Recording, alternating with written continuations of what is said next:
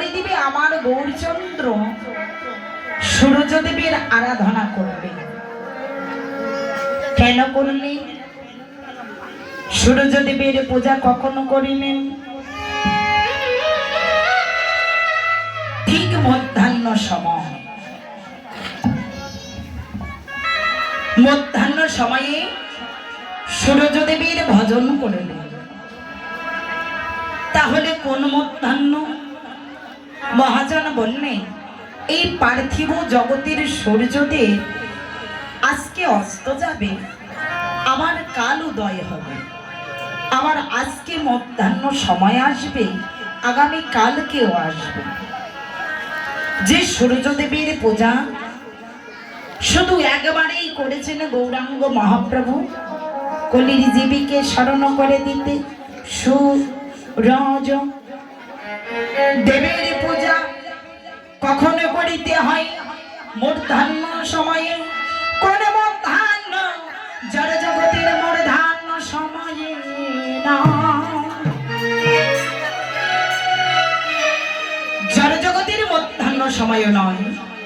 তাহলে কোন মধ্যাহ্ন? মহাজন তত্ত্বে বললেন,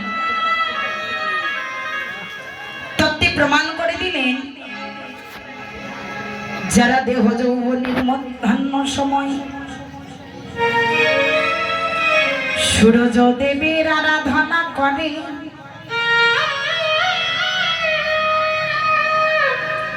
জড় জগতে তাদের ঘরে কোনোদিন আর বেলা ডুবে যায় না।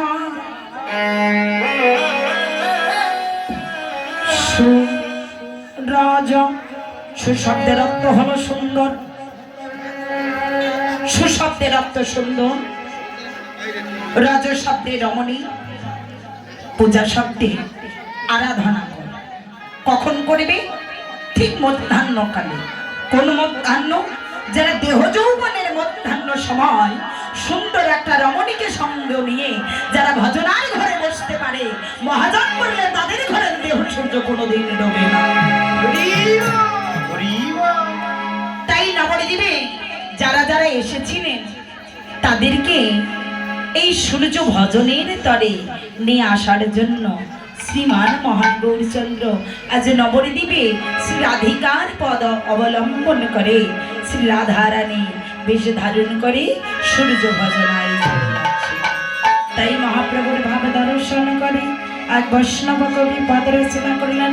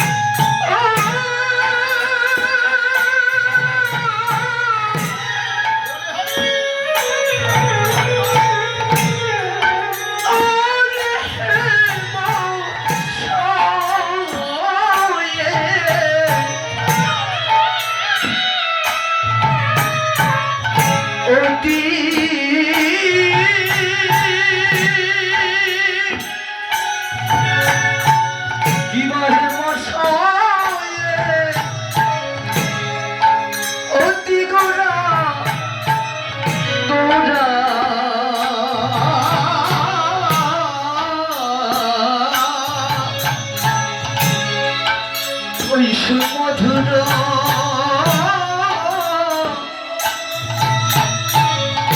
হসথোরানে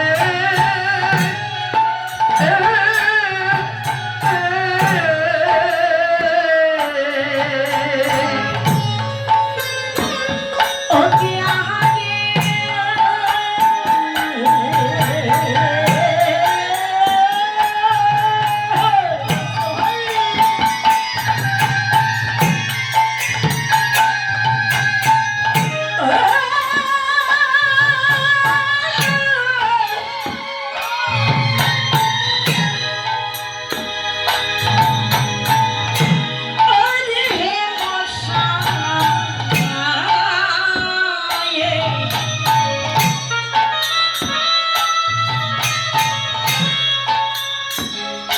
কুসুময়তী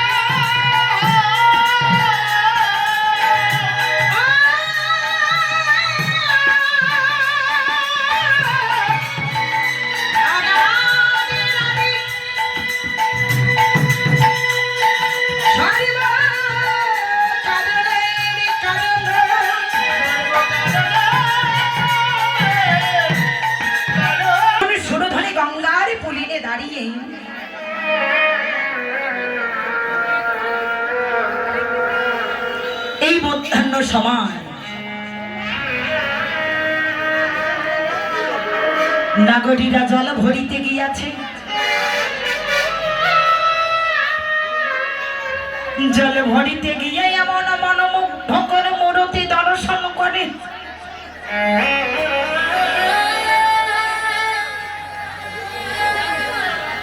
ঘরে বসে বসে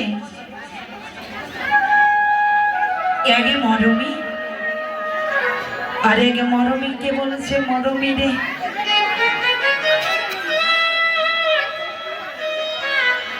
আমি জল ভরিতে গিয়া দেখিলাম এক অপূর্ব মূর্তি,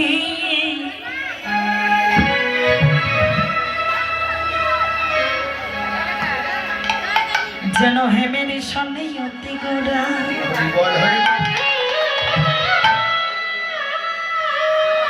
হেমের সনে অতি গোরা। হেম শব্দের অর্থ বলা হলো সোনা। কাঞ্চন মানে সোনা, নির্মল মানে সোনা, গোল্ডেন মানে সোনা। তাহলে সোনার যদি এতগুলো নাম হয়, আমার গরিব সোনারে তবে আর কত নাম আছে। এই যে সোনা এত উজ্জ্বল, মা সচিরানী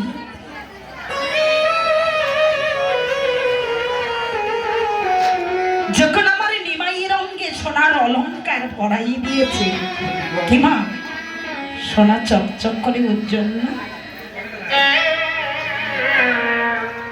তো সোনা যদি অঙ্গে পরিধারণ করে তাহলে সুন্দর লাগে না? সুন্দর তো লাগে। যখন সচিরানী আমার নিমাইয়ের গলে সোনাকে পরিধারণ করাইয়ে দিয়েছে, সোনা এখনো গৌর সোনাকে বলছে এইও সোনা ওইও সোনা, দুজনেই সোনা। এ হলো গৌর সোনা আর এই হলো সোনা, উজ্জ্বল সোনা, গোল্ডেন সোনা। তো সোনা বলছে, ওগো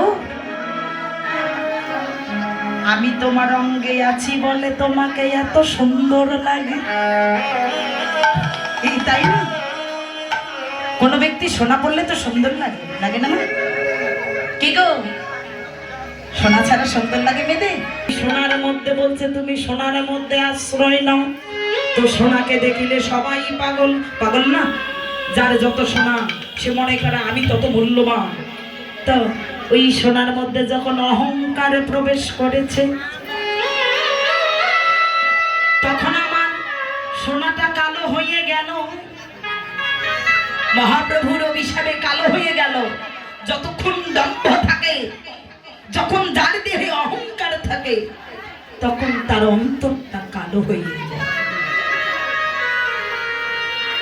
কালো দেহটাকে, কালো মনটাকে পরিষ্কার করিবার জন্য স্নান করতে হবে, প্রবেশ করতে হবে কোথায়? আগুনের মধ্যে।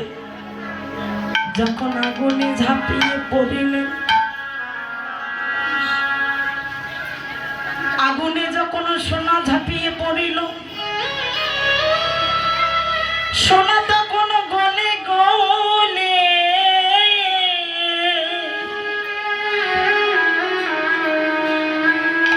সোনার দেহ থেকে খাদ বস্তুটা বাহির হয়ে গেল।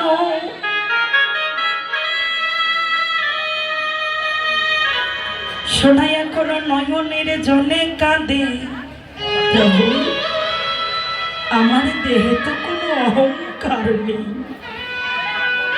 তোমার অঙ্গে আমাকে স্থানে দিলে না, তাতে তো আমার কোনো দুঃখ নাই।